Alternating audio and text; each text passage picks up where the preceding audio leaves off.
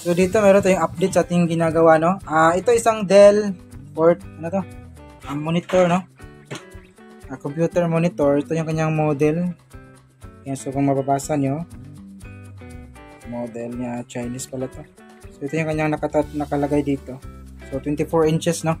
And ang problema nito is wala siyang power. So dead set po siya.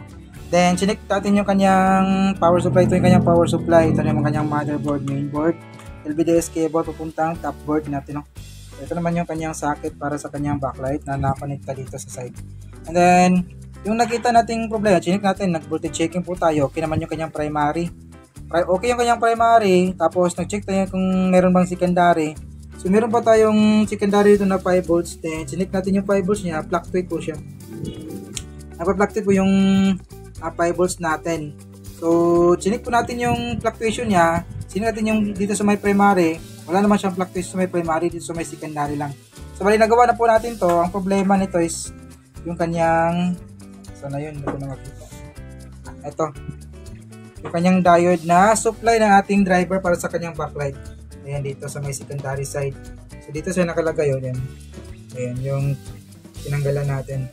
So shorted to 18 volts na masusupply sa may backlight driver natin. Tapos yung ginawa natin is napalitin ng dahil kasi wala tayong mahanap na ganitong kaparihan nito. Wala tayong mahanap. So ito naman yung kadalasan ginagamit ating pamalit, no, sa mga secondary line. Number pala ng diode natin ito is SR5200. So 5 amperes 200 volts. So ito yung kadalasan ginagamit natin sa mga LED TV repair natin, no, kung nagkaroon ng problema, shorted yung diode sa may secondary line. So ngayon ito yung kanyang setup, ginawa natin ang paraan para may connecta natin dito. Kasi hindi na uumbok kasi to. Pero konti lang naman yung kanyang umbok, no. Then pinaandar natin ng matagal. Hindi naman siya iinit. Normal yung kanyang init, no. Di tulad nito. Kasi yung nilagyan nito, dito yung nagkukulay brown na po yung kanyang linya. Sabihin yan, malakas yung init, no. So test natin ngayon to. Bali